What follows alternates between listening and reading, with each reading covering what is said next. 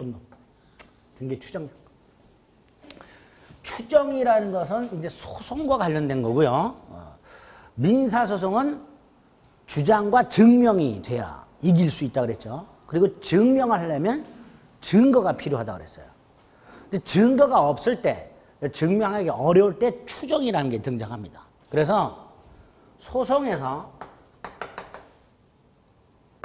어떤 사실이 추정됐다. 그러면 증명됐다 이런 말이에요.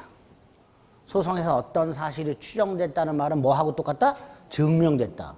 그러면 추정된 사실은 따로 증명할 필요가 있다 없다? 없겠죠. 추정된 사실은 증명할 필요가 없고, 그럼 A 사실을 주장하고 있던 사람은 A 사실이 추정이 되면 증명이 필요가 없으니까 이 사람은 가만히 있으면 되고, 이 A 사실과 반대를 주장하는 사람이 있을 거예요. 그죠?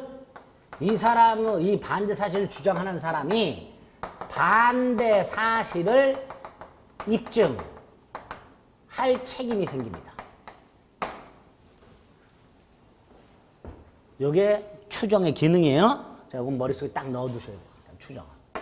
자, 이런 추정이 등기에 생긴다는 거예요. A 토지가 있고 소유자가 갑에서 을로 매매를 원인으로 이전 등기가 돼 있고, 그 다음에 여기 저당권자 병이 등기가 되어 있을 때 먼저 갑과 을 사이에 매매가 있었네, 을이 권리자네 다툼이 생겼어.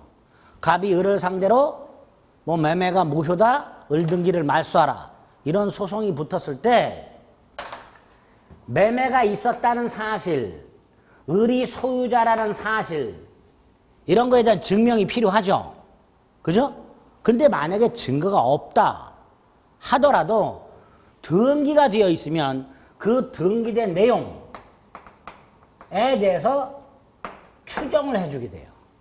이게 등기의 추정력이 됩니다. 매매가 등기되어 있었다 그러면 갑과 을 사이에는 매매가 있었다.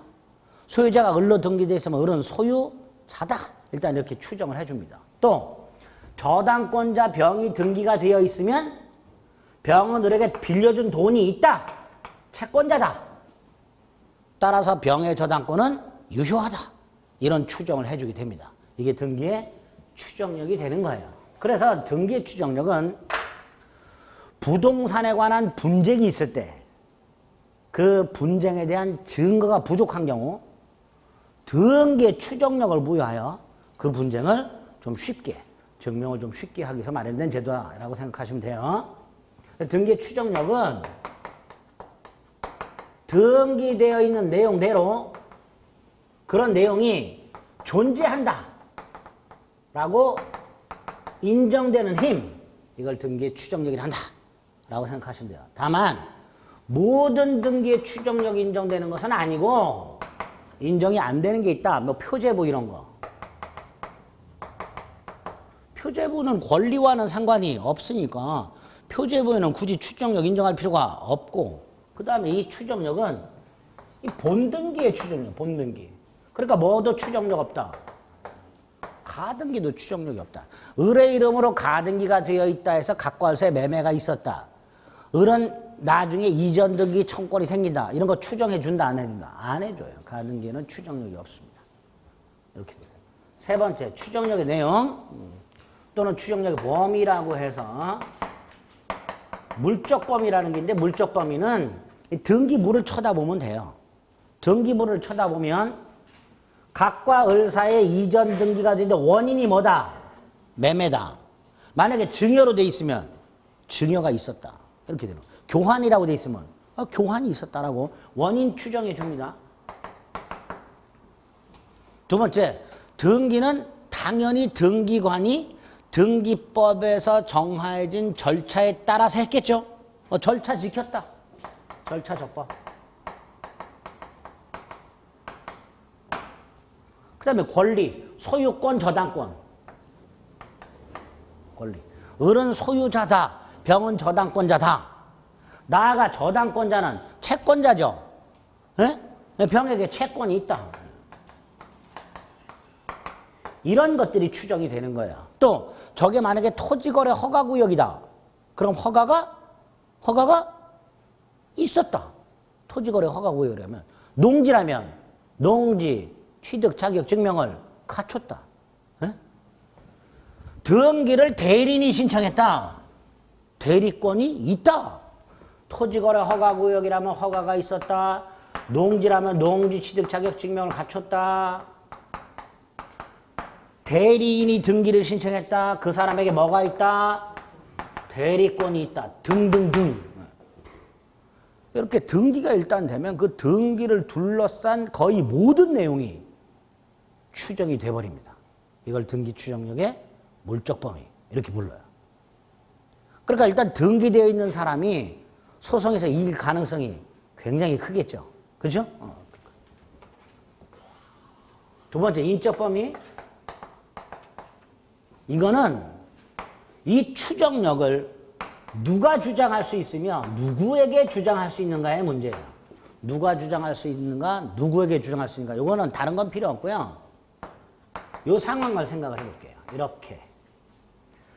지금 등기부에 봤더니 소유권이 갑에서 을에게 넘어가 있는데 매매를 통해서 넘어갔어요. 그러면 을은 매매를 통하여 정상적인 매매를 통하여 소유권을 취득했다라고 추정이 되겠죠. 그죠? 그거를 을이 야 나는 갑으로부터 샀어. 그래서 내가 소유자여. 라고 그 추정력을 당연히 주장할 수 있겠죠. 을은. 그죠? 등기 명의. 당연히 추정력 주장할 수 있을 거예요. 두 번째로 제3자도 자기와 관련된 소송에서 이게 필요할 때 이 등기부를 갖다가 을이 소유자로 추정됩니다라고 얼마든지 주장할 수 있어요. 제3자도. 당사자만 주장할 수 있는 게 아니고 제3자도 추정력을 주장할 수 있다. 공적 기록이니까. 그죠? 또 누구에게 주장할 수 있는가? 을은 제3자에게도 야 내가 소유자로 추정돼 라고 주장할 수 있고요. 그 다음이 문제야. 요 갑하고 을이 소송이 붙었을 때 갑은 판 적이 없다라고 주장하고 있는데 거기에다 대고 을은 갑에게 뭔 개소리나 등기부를 봐라. 내가 너한테서 샀다고 등기가 돼 있지. 그러니까 내가 소유자 너는 나한테 팔은 거야. 라고 요 놈한테도 주장할 수 있는가? 있다.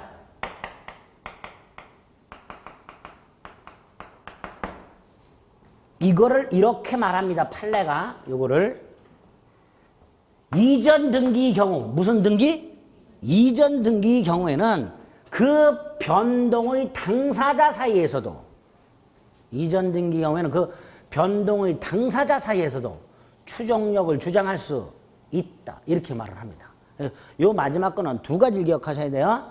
현 등기 명의인은 전 등기 명의인에 대해서도 추정력을 주장할 수 있다. 이퀄 이전 등기의 경우 그 권리 변동 당사자 사이에서도 추정력을 주장할 수 있다. 이렇게도 말을 하게 됩니다. 그래서 인적 범위에 대해서는 이렇게 누가 주장할 수 있는가, 누구에게 주장할 수 있는가를 확인한 다음에 그 중에서 특히 요거 지문으로 잘 나오니까 꼭 기억을 해 두셔야 됩니다. 네 번째, 좀 전에 추정이 설령됐다 하더라도 반대 사실이 증명이 되면 추정력이 깨진다 그랬죠? 에? 이걸 복멸이라고 해요.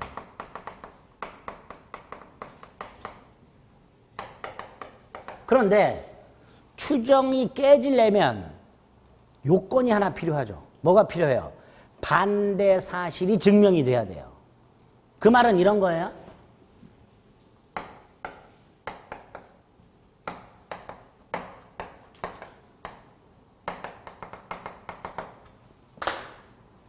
매매가 있었다고 추정하죠.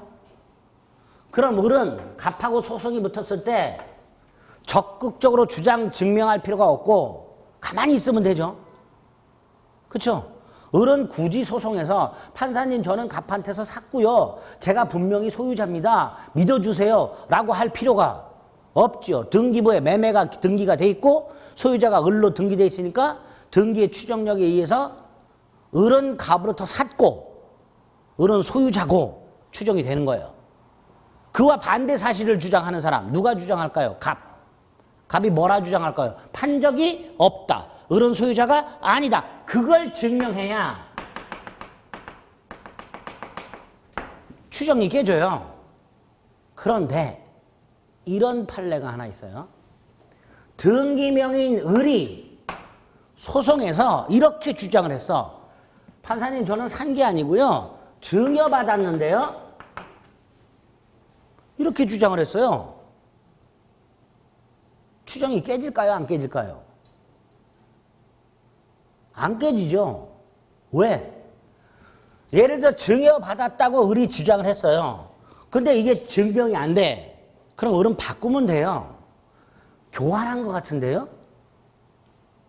그게 인정이 안 돼. 그럼 또 바꾸면 돼요. 어떻게 저한테 생겼는지 모르겠는데요? 그래도 여전히 추정이 돼요. 왜? 좀 전에 뭐라 그랬어요? 이게 깨지려면 반대 사실 주장자가 반대 사실을 입증해야 된다 그랬죠? 즉 갑이 을이 아니라 갑이 나는 판 적이 없다. 그 등기부에 기재된 매매와는 반대가 되는 나는 판 적이 없다라고 주장하는 갑이 판 적이 없다라는 사실을 증명해야 깨진단 말이죠. 그러니까 갑이 아닌 을이 스스로 나는 산 게 아니고 증여받았는데요? 라고 주장을 했다 하더라도 갑에 의하여 판 적이 없다라는 사실이 증명된 것은 아니니까 추정은 깨지지 않는다. 이렇게 되는 거예요. 추정 깨지지 않는다. 그렇죠? 조심하셔야 돼요. 등기 명의 스스로가 등기 원인과 다른 증여 등을 주장했다 하더라도 을이 깨진다 안 깨진다? 추정력은 깨지지 않는다. 그럼 어느 경우에 깨지냐? 첫째, 죽은 사람으로부터 등기를 넘겨받았음이 증명된 경우. 예? 갑으로부터 을이 등기가 넘어갔는데 날짜가 1월 10일이야. 근데 갑은 1월 1일 날 이미 죽었어. 갑은 1월 1일 날 이미 죽었는데 1월 10일 날 갑으로부터 등기를 넘겨받았어. 그럼 죽은 사람부터 등기를 넘겨받은 거죠? 추정력 깨진대요. 두 번째, 을이 등기를 넘겨받았는데 누구한테 넘겨받았냐? 을지문덕 장군 이렇게 돼 있어. 을지문덕 장군 현재 존재해요? 존재하지 않죠.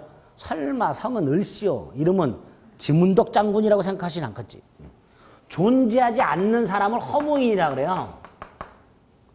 허무인으로부터 등기를 넘겨받았음이 증명된 경우. 세 번째, 매매 계약서, 등기 서류죠. 등기 서류가 위조됐어. 이게 증명된 경우. 이런 게 등기 추정력이 깨지는 거예요.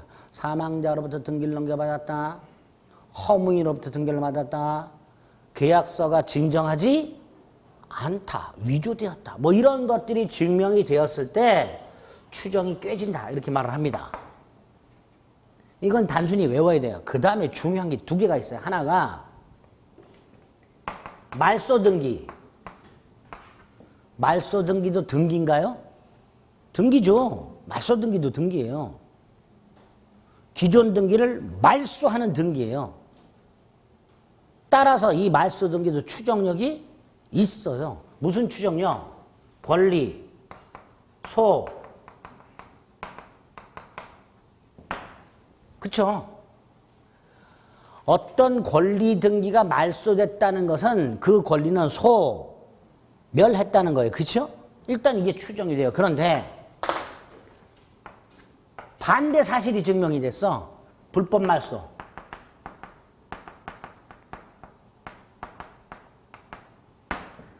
불법 말소됐다는 게 증명이 되면 권리 소멸의 추정은 어떻게 돼요? 깨진단 말이지. 저당권자 을이 등기가 되어 있는데 이게 말소가 됐어요. 그럼 등기만 딱 보면 아, 저당권 소멸했구나. 이렇게 추정이 돼요. 그런데 을이 아닌데요. 나 돈 아직 다 못 받았는데요. 라고 주장했고 그걸 증명을 해버렸어요. 이건 채무자가 서류 위조해서 불법적으로 할 수 있는데요. 라고 을이 주장을 했고 그게 증명까지 됐어. 그러면 을의 저당권 소멸의 추정은 깨집니다. 따라서 을은 여전히 저당권자로 추정이 됩니다. 그래서 등기가 불법적으로 말소가 됐다는 사실이 증명이 되면 반대 사실이 입증됐으니까 권리 소멸의 추정은 어떻게 된다? 깨진다. 이렇게 말을 합니다. 그 다음에 보존 등기. 예를 들어서 건물이나 땅에 대해서 갑의 이름으로 보존 등기가 되어 있어요. 자, 보존 등기는 원칙적으로 누가 하는 거라 그랬죠? 원시 취득자. 그런데 보존 등기 명인하고 원시 취득자가 다르다는 게 증명이 됐어. 예를 들어서 건물 신축자가 을이라는 사실이 밝혀졌어. 또 토지 보존 등기 명인이 갑인데 그 토지에 대해서 소유자로 사정받은 자. 사정이란 건 조사를 해서 확정이 되었다 이런 뜻이에요. 건물 신축자나 미등기 토지에 대해서 무슨 특별조치법에 의해서 국가가 조사를 해요. 소유권 분쟁이 있을 때 국가가 조사를 해. 각종 서류 증인 등을 조사해서 네가 소유자다라고 확정을 해줘요. 그거를 소유자로 사정받은 자 이렇게 말을 해요. 이렇게 건물 신축자나 소유자로 사정받은 자가 원시취득자예요. 이렇게 원시취득자와 보존등기 명인이 달라. 그럼 이 보존등기의 추정력은 깨진다. 보존등기의 추정력은 깨진다. 예? 원래 보존등기는 누가 하는 거라고? 원시취득자. 그럼 이 상태에서는 갑이 원시취득자다라고 추정이 됐을 거예요. 그죠? 근데 그 상태에서 반대 사실이 증명이 됐어. 원시취득자가 따로 있다고, 신축자가 따로 있다고, 소유자로 사정받은 자가 따로 있다고 이게 증명이 됐어. 그럼 보존등기의 추정력은 깨진다. 또 보존등기가 갑으로 되어 있는데 을하고 분쟁이 붙었어요. 근데 어떤 분쟁이 붙었냐면 을이 나 안 팔았다.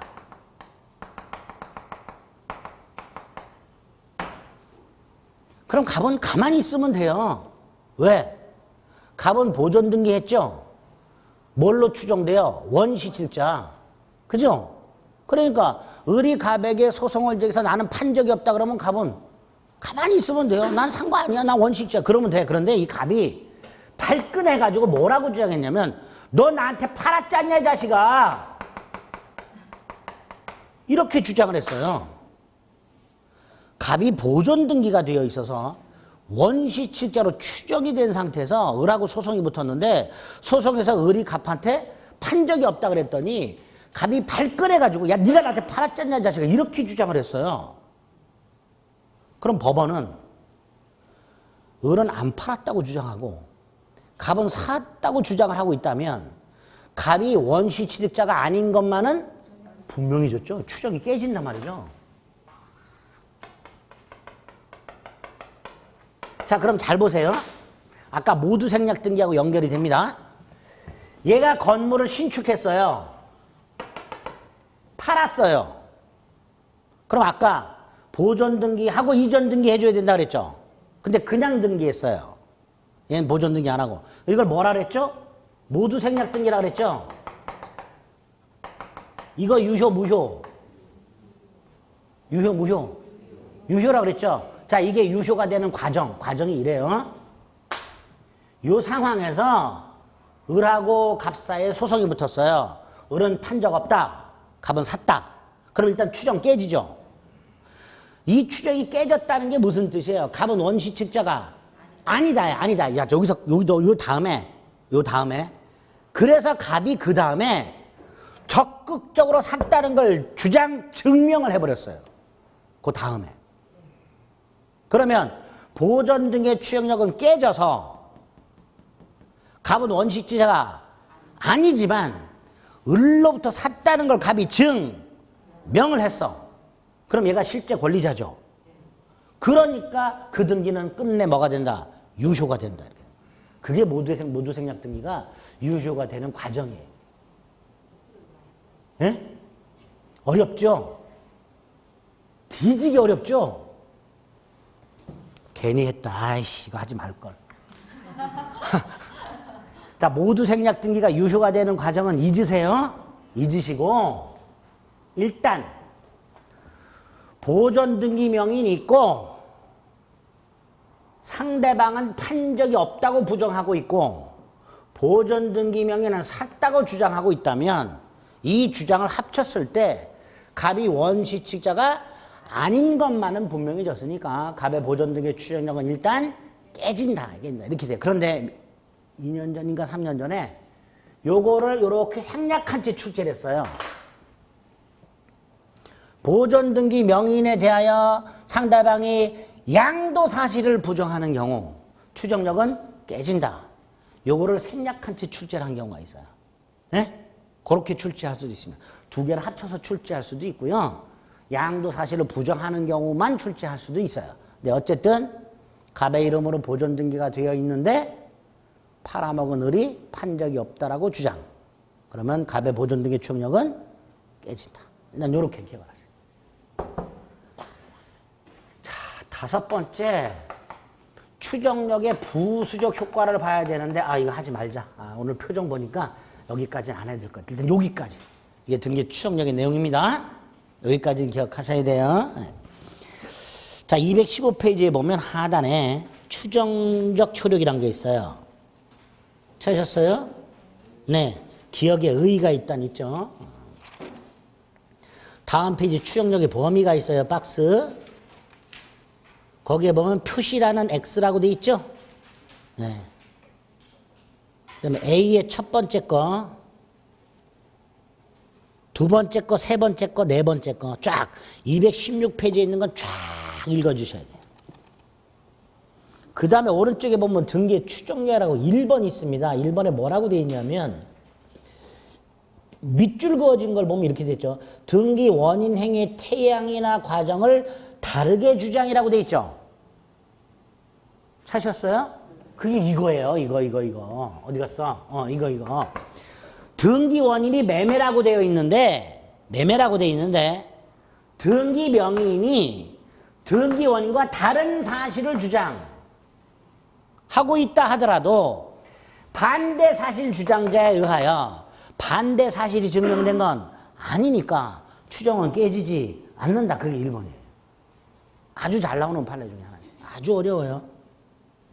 근데 2번은 뭐라고 돼 있어요? 계약서가 진정하지 않은 것으로 증명. 진정하지 않은 것이 뭐예요? 위조. 그죠? 4번. 저당권이 등기되어 있으면 채권의 존재도 추정. 이렇게 돼 있죠. 그 다음에 B에 보니까 보전 등기의 추정력이라고 돼 있죠. B에. 근데 네 번째 줄에 보니까 뭐라고 돼 있어요? 건물을 신축한 자가 따로 있거나 토지를 사정받은 자가 따로 있다면 보전 등기의 추정력은 깨진다. 그 밑에 전 소유자 을이 양도 사실을 부정하는 경우 보전 등기의 추정력은 깨진다. 이렇게 되죠. 그렇죠? 그런 것도 됐습니다. 그리고 다음 페이지 C, D는 건너뛰고요. 양가로 2번을 봅니다. 가등기 효력이 다시 나와 있죠? 그거 다시 한번 확인해 주세요. 여기까지 부동산물권 변동입니다. 한 장 넘겨보면 동산물권 변동인데 다 필요 없고요. 221페이지 249조 동산 선의 취득만 하나 간단히 보면 됩니다. 특히 거기에서 평온하고 공연하게라고 돼 있어요.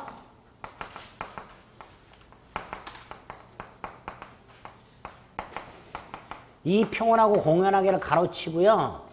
뒤에 보면 점유라고 되어 있어요. 이렇게 화살표를 하세요. 그렇게 읽으셔야 돼요. 동산을 양수한 자가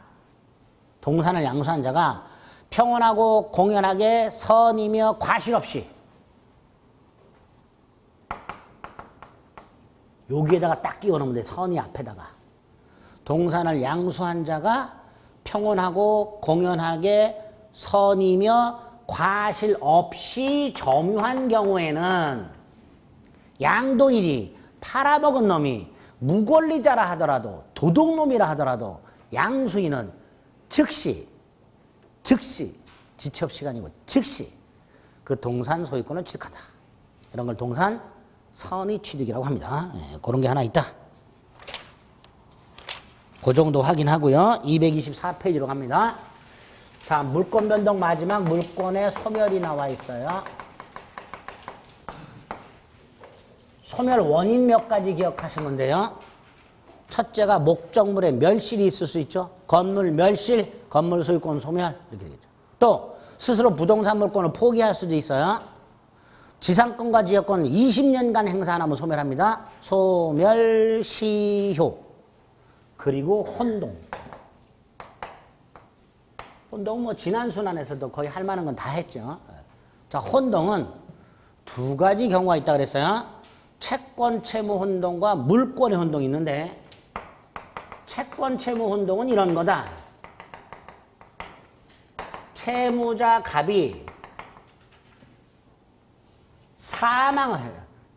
채권자 을이 있고 채무자 갑이 있는데 채무자가 사망을 했다. 근데 이렇게 상속이 되거나 상속 또는 을 회사가 갑 회사에 돈을 빌려줬는데 두 개의 회사가 합병을 했거나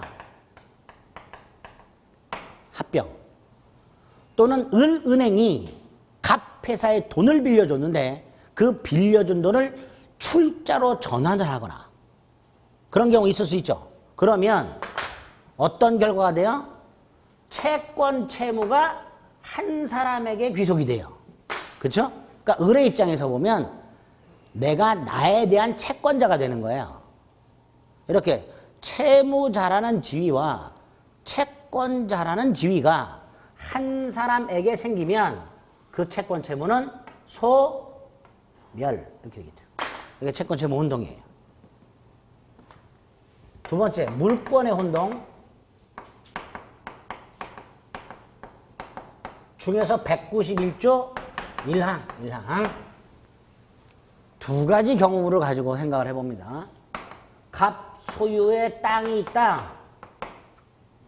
여기에 을이 지상권이라는 권리를 갖고 있다. 그 상태에서 을이 땅을 사버렸다. 그러면 을은 땅에 대하여 소유권도 갖고 있고 지상권도 갖고 있다. 이렇게 되겠죠. 그런데 소유권은 토지를 사용 수익 처분할 수 있고 지상권은 토지를 사용 수익할 수 있으니까 소유권이 지상권의 내용을 포함하죠. 그럼 굳이 을은 두 개를 다 가지고 있을 필요가 없으니 지상권 소멸 이렇게 되죠. 즉 하나의 물건에 소유권과 다른 물권, 즉 제한 물권이 동일인에게 귀속이 되면 그 다른 물권은 소멸한다. 이게 하나 있는 거야. 내가 내 땅에 굳이 지상권을 갖고 있을 필요가 없죠. 그 191조 1항. 또 갑소유 땅에 을이 돈을 빌려주고 저당권을 갖고 있다. 그 상태에서 갑이 돈을 못 갚으니까 그냥 소유권을 넘겨줘 버렸다. 마찬가지죠. 동일한 물건에 대하여 소유권과 제한물권이 동일인에게 귀속이 됐으니 제한물권은 소멸한다. 이게 대원칙. 사례 형태로 이해를 해주셔야 돼요. 조문을. 원칙. 예외. 첫째, 갑소유 땅에 을이 지상권을 갖고 있었고 을이 이 지상권을 담보로 병으로부터 돈을 빌리면서 요 지상권에다가 저당권을 설정해 줬다. 즉 지상권이라는 권리가 제3자 권리의 목적이더라. 이 상태에서 을이 소유권을 취득했을 때 왼쪽처럼 지상권을 소멸시켜버리면 저당권도 소멸하는 문제가 생긴다. 제3자가 열이 받는다. 안 되겠다. 제3자 병을 보호해야 되겠다. 지상권을 소멸하지 않는다. 소유권과의 혼동으로 소멸하는 권리가 제3자 권리의 목적일 때는 그 제3자를 보호하기 위해서 소멸하지 않는다. 첫 번째 예외. 두 번째, 갑소유 땅이 있다. 지상권자 을이 있다. 자, 이건 말씀 안 드렸던 거예요. 근데 이 상태에서 갑이 을을 찾아와서 돈을 빌렸어요. 그리고 이 땅을 담보로 제공했어요. 담보로 제공했을 때 을이 갑에게 이렇게 요구했어. 돈 못 갚으면 소유권을 넘겨. 돈을 못 갚으면 뭘 넘겨? 소유권을 넘겨. 갑이 알았어. 근데 그 말만 믿을 수는 없고 을이 이렇게 추가적으로 해서 소유권 등기 먼저 나한테 넘겨. 등기를 넘겨갔어요.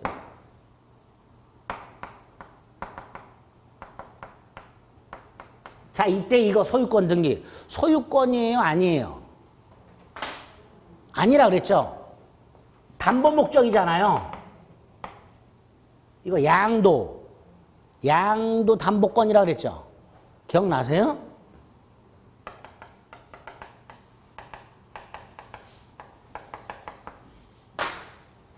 갑소유 땅에 지상권을 갖고 있던 을이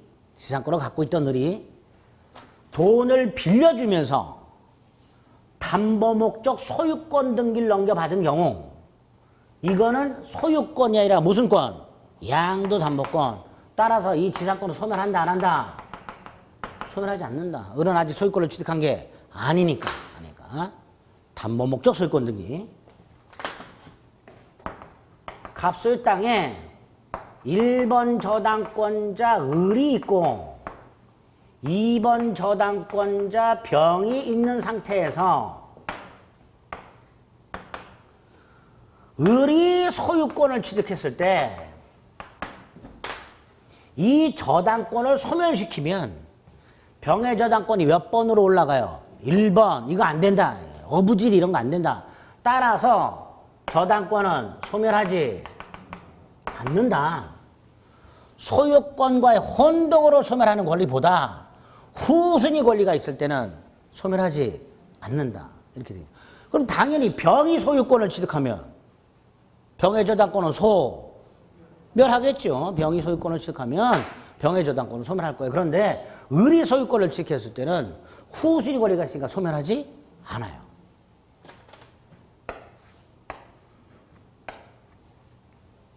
갑소유 땅이 있고 1번 저당권자 을이 있고 2번 저당권자 병이 있는데 을이 소유권을 취득했다.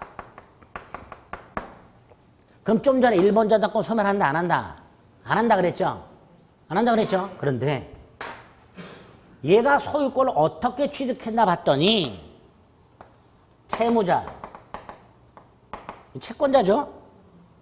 상속을 받았네. 소유권을. 갑이 사망을 해서 을이 소유권을 상속을 받았어. 1번 저당권자가 채무자 소유 부동산을 상속을 통해서 취득했어. 그러면 을은 땅만 상속받은 게 아니죠. 이것도 상속이 돼요. 을은 원래 뭐였었는데? 채권자였었는데 채무자의 지위를 상속받았죠. 그렇죠? 그러면 아까 뭐라 했어요? 채권 채무는 소멸한다 그랬죠. 채권이 소멸했으니 저당권도 어떻게 된다? 소멸. 그래서 이거하고 구별하셔야 돼요. 자, 원칙. 예? 후순위 권리가 있으면 소멸하지 않아. 그런데 선순위 저당권자가 소유권을 채무자로부터 상속을 받았다면 이 을은 소유권만 상속받은 게 아니라 채무자의 지위도 상속을 받았다. 그래서 을은 채무자이면서 동시에 채권자가 됐으니까 소멸한다. 채권이 소멸했으니 뭐도 소멸한다. 저당권도 소멸한다. 기억하실 수 있겠죠? 그래서 원칙과 예외를 기억하시잖아요. 원칙과 예외. 세 번째, 물권과 채권. 이거 혼동 안 일어나요. 혼동이 없어요. 왜? 물권은 물건에 대한 권리고 채권은 사람에 대한 권리예요. 근데 혼동은 하나의 목적물에 두 개의 권리를 갖고 있을 때 소멸하는 게 혼동이잖아요.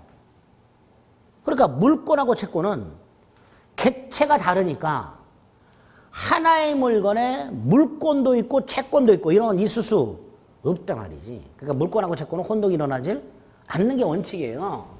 그런데 이런 경우를 한번 생각해 보자. 갑소유 주택을 을이 임대차 계약을 했고 임차권을 갖고 있다. 임차권은 물권, 채권. 물권, 채권. 예? 채권이라는 주택이 터져라 계속 얘기했는데 채권이라고. 지금 빨리 끝나서 집에 가고 싶죠? 표정들이. 예, 표정들이. 아, 오늘 무지하게 힘드네. 그런 표정들이야. 예. 채권, 채권. 이 상태에서 을이 이 주택을 사버렸어.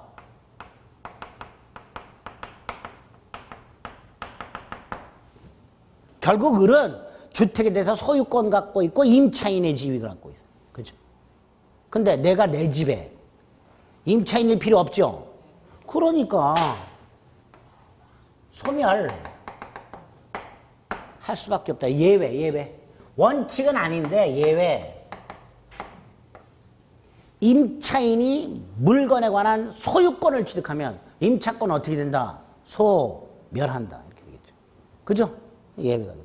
상식적으로 내가 내 물건에 임차인일 필요가 없잖아요. 또 을이 임차권을 갖고 있는 상태에서 물론 대항력이 있어요.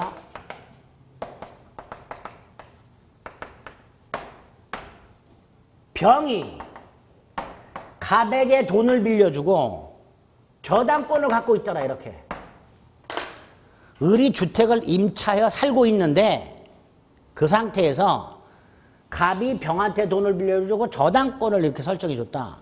그리고 나서 을이 소유권을 취득했다.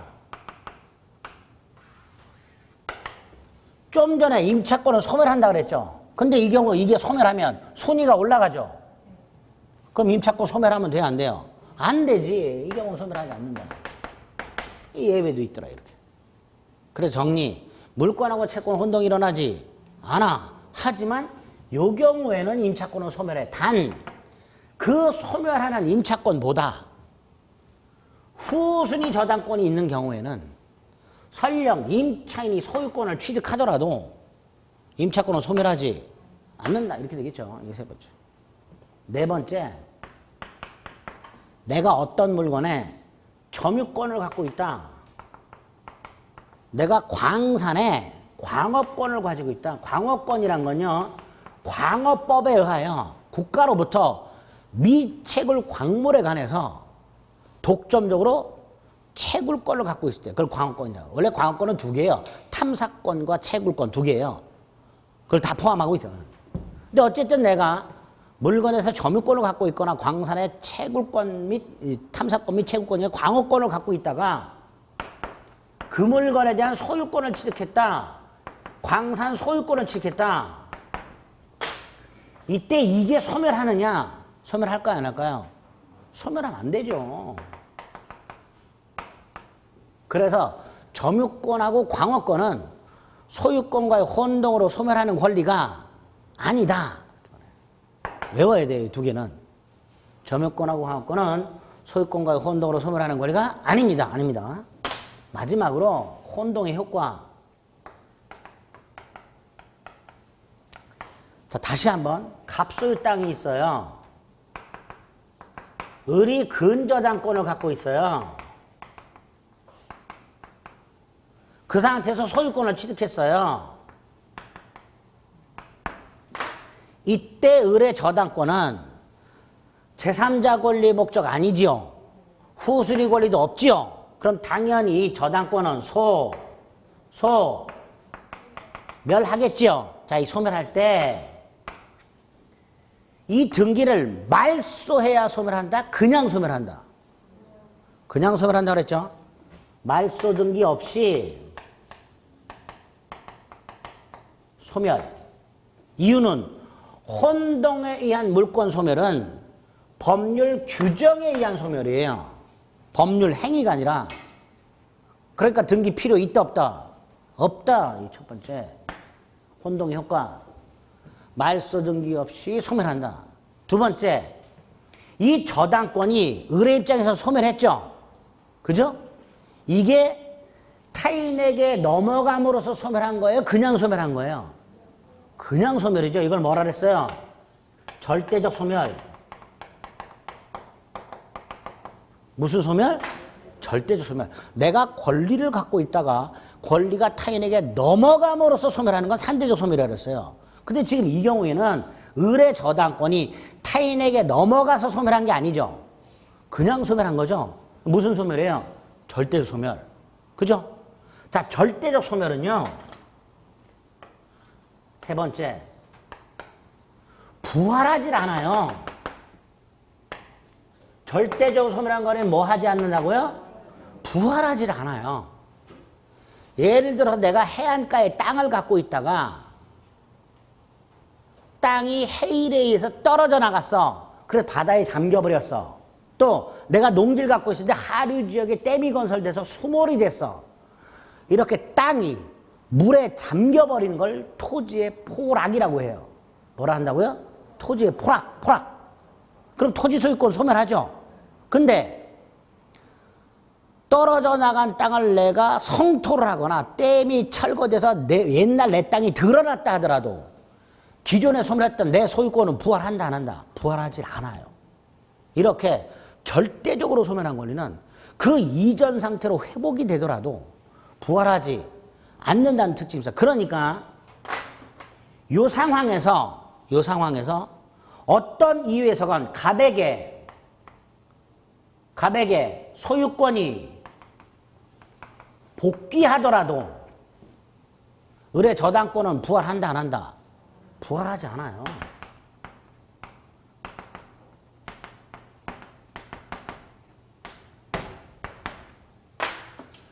소유권과의 혼동으로 저당권이 소멸하는 것은 절대적 소멸이고 절대적으로 소멸한 권리는 부활하지 않는 게 원칙이니까 근저당권자가 소유권을 취득해서 근저당권이 절대적으로 소멸한 상태에서 설령 소유권이 그 이전 상태로 복귀하더라도 이미 소멸한 저당권은 부활하지 않아요. 그런데 을의 소유권 취득이 무효인 경우, 을이 소유권을 취득한 게 원인 무효인 경우, 그럼 을은 소유권을 취득한 적이 없었으니까 근저당권도 소멸하지 않았던 거죠. 그죠?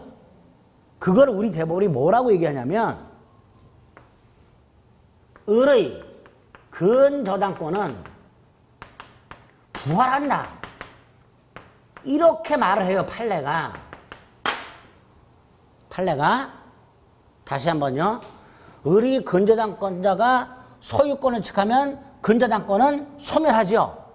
그런데 을의 소유권 취득이 원인 무효라면 을은 소유권을 취득한 적이 없었던 거고 따라서 을의 근저당권도 소멸한 적이 없었던 거잖아요. 그렇죠? 근데 그걸 우리 대법원이 을의 소유권 취득이 원인 무효라면 소멸했던 을의 근저당권은 부활한다라고 말을 해요. 우리 판례가. 그래서 학자들이 절대적으로 소멸 권리는 부활하지 않지만 예외적으로 부활하는 경우가 있다. 이렇게 말을 합니다. 마지막 판례. 이거 아주 잘 나와요. 꼭 기억해 줘.